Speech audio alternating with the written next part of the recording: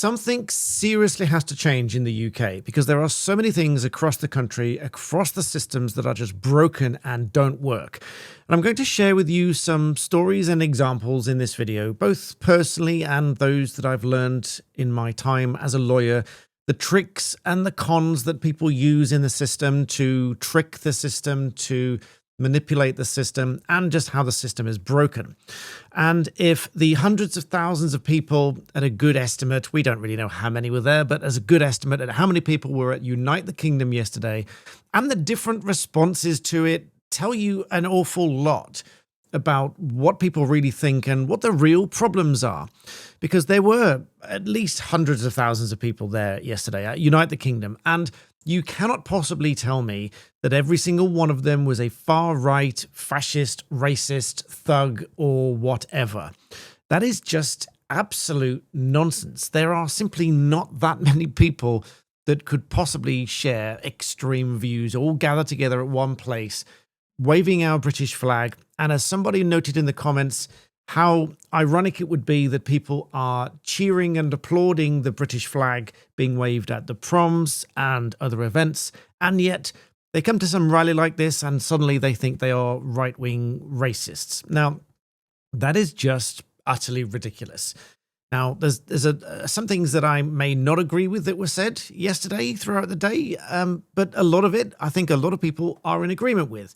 And one of the key things at the moment, of course, is this scandal with Keir Starmer's appointment of the ambassador to the United States, which has not gone away because now we get things like this. I mean, this is utterly outrageous. Just have a listen to this short snippet. I'm going to come on to some stories in a moment, but have a listen to this snippet. Make of it what you will.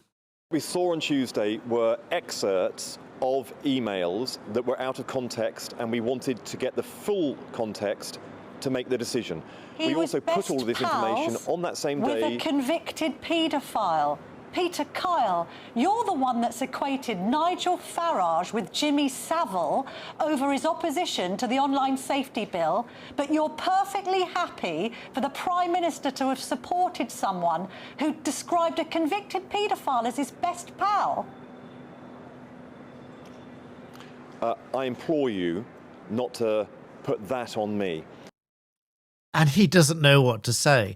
And that's not the only example either. I can bring you another one. Just allow me to go back to this screen share here. Listen to this one when he now accuses the media of not putting the proper questions. This is equally outrageous. Take a listen to this one. Now, all of the media, Trevor, had also the same information that we had at the time. All of the media does not have the responsibility for appointment. Well, the media has the responsibility for interrogating and also doing what it does, which is holding government to account. And lots of comments, including from you, were celebrating his appointment as ambassador. Yeah, but nobody has put me in charge of making the appointment. I think I want to stick with who, I know what you want to stick. I know what you want to stick with, Trevor. What a ridiculous argument to make. You, the media, are supposed to ask these questions. You were celebrating it, so clearly it was okay. How utterly ridiculous is this? Now, of course, Keir Starmer is now under threat of demands that he resign because either he knew, or at the very least, Number 10 had documents and or emails that proved this link between Mandelson and convicted paedophile Jeffrey Epstein, and they appointed him anyway. And it took a full 48 hours and the leaking of the contents of those emails before they decided to sack him, or as somebody has said in the comment threads, he hasn't been sacked. He's just been removed from that appointment and he's going to, be given a different role or something.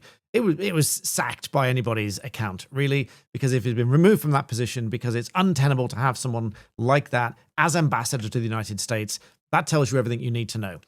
And so this whole blame game, as the media has now called it, is just ridiculous. And just as an aside, that's one reason that I offered my time pro bono to Restore Britain. And you may not have seen this post over on X. A lot of you are not on X. Do pop me a follow over there if you like. little bit more opinionated over there, I suppose. Sometimes I'll advocate things that I don't even agree with, but just to stir the pot a little. That's what advocates do. They stir up these conversations. But I offer to promote my time pro bono for Restore Britain for some of their policies. Now, the overwhelming support has been positive on here. There's lots and lots of lovely comments. The odd one or two that have been a little bit strange, a little bit racist even, ironically enough. But for that alone, please do subscribe to my channels here. That helps to support me, to support Restore Britain, and in turn, it support all of you. Please do subscribe for that reason alone, and I'll be very grateful. Just before I move on to some stories, let's take a look at Rachel Reeves' feed, who's gone silent for the last week or so. The last post I think I did comment on, she said, the last one I think was the 12th of September, she said, "Now is the time to take robust action against Russia's stagnating, fragile economy." I think you'll find it's the UK's economy that is fragile and stagnating at zero growth at the moment. So that's probably what she should be focusing on. So she's kind of gone silent as well, because there's obviously concern that although she promised growth, that's obviously anything but.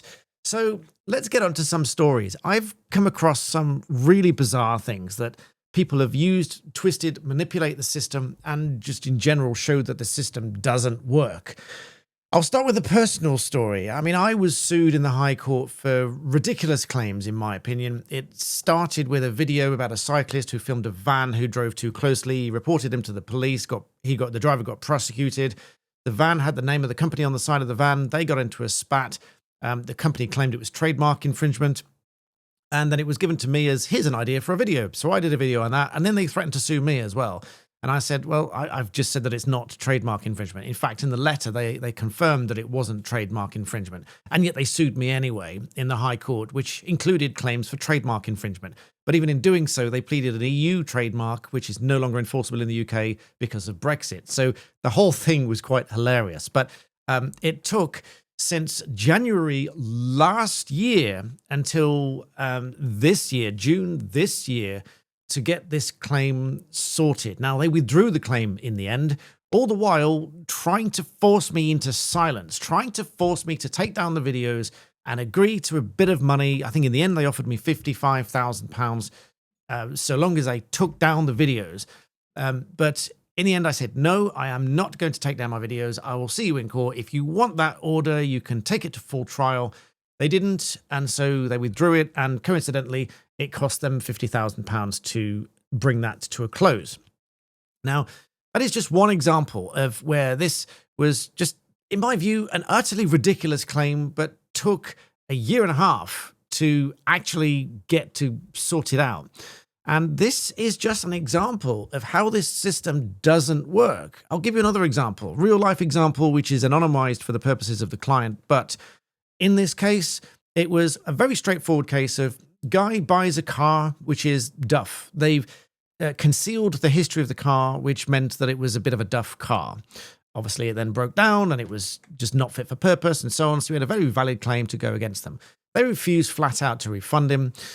We take them to court, and long story short is one of them turns up. This was by a telephone appointment. We're doing a trial by telephone, which is really strange, but one of the directors turns up. The other one didn't turn up, who I believe was fictitious anyway.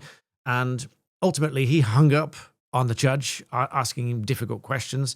And we got full judgment, including costs and everything, jointly, severally against both the directors and the company. But of course, they just disappear, and the client ultimately never manages to recover anything. So again, that took a long time, a lot of costs, and doesn't really get anything out of it. System is broken. It was a perfectly valid case, won it hands down, and yet it gets nothing to show for it. The system fails because they don't have the money in the end.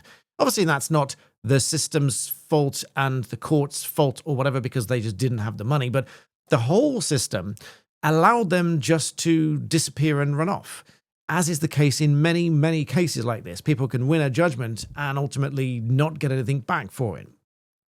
I've known through colleagues where there have been all sorts of defrauding or attempts to defraud the system, whereby you get a tenant and a landlord who, unbeknownst to anybody else, actually know each other.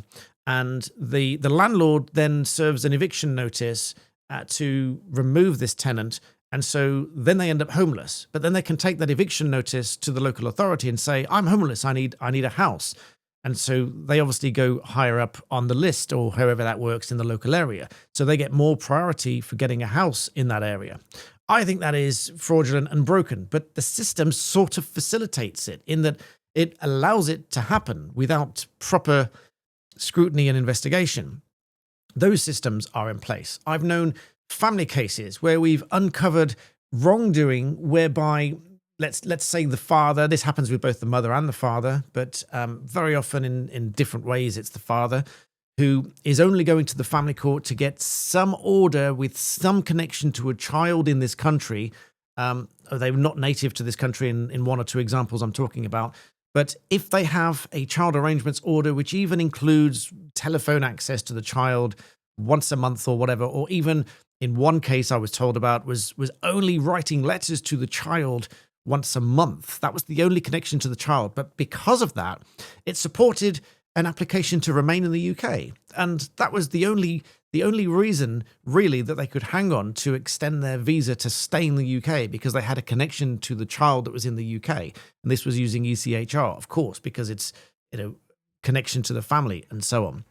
There are so many examples of this where the system just allows these things, or unwittingly and unintentionally facilitates these things to happen. And it is just absolutely to the detriment of the vast majority of people across the country. We've got other examples where somebody has encroached on somebody's land. They've just built a new fence there. But of course, because the fence itself is designated to be the responsibility of that neighbor, so they own the fence, it would be criminal damage for the neighbor to tear down the fence. The police say it's a civil matter. You need to take it to court to force them to remove the fence. But of course, boundary lines being anything but absolutely clear, because you get a plan and a line on it. That line, once it's scaled up, could actually represent 2 or 3 feet.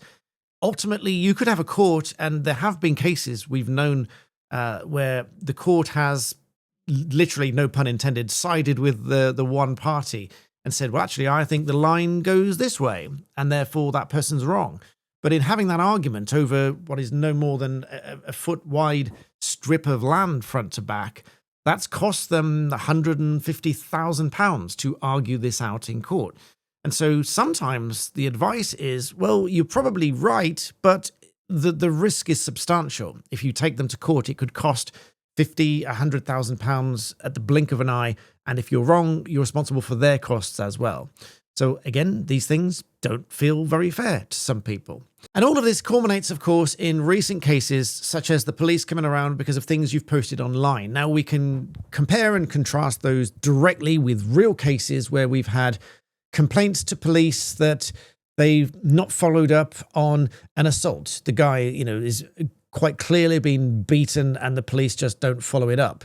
Or a case where a car has been stolen and it's been tracked to a pinpoint location because the software tells you that it is in this garage, in this area, on this street, and we know exactly where the car is, and the police refused to go. They said, we can't get a warrant to go and search the property, which is absolute nonsense, because all they really need to get a warrant is sufficient evidence to give them reasonable grounds to believe that they'll find evidence of a crime being committed on a given property or whatever. Then they can get a warrant to search that premises. And this was concrete proof that this stolen car was in that garage, and yet the police refused to do anything. Mobile phone thefts, we get lots of calls about, at least a few calls a week about a mobile phone theft where the police have refused to do anything. They know where the phone is because they're all tracked these days. And again, police refuse to do anything. And all of this culminates now what appears to many people to be a politically correct policing of some sort of ideological speech or whatever, where you say something and someone's offended, therefore. And as in the one video clip that I've seen, the police were heard to say, we cannot not challenge that language because somebody might be offended. But that's absolute nonsense, because just because someone's offended by what the person said, it's nothing to do with the police. It comes nowhere near the bar required for harassment, alarm, distress, which has got to be, a real emotional disturbance by what the person said, not just by calling someone an idiot or by strenuously disagreeing with someone or telling them what they think.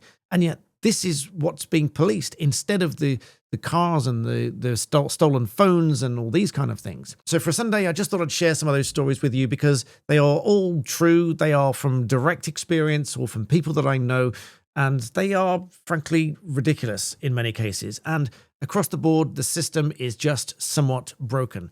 If you want to hear more about that story where I was sued and stood my ground, I'll link the videos below. Go check those below. I'll pin them in a comment as well. Please do subscribe to the channels. That helps me to help restore Britain and in turn to help you and to keep bringing you these videos. I'm always grateful. Thank you so much. See you in the next one.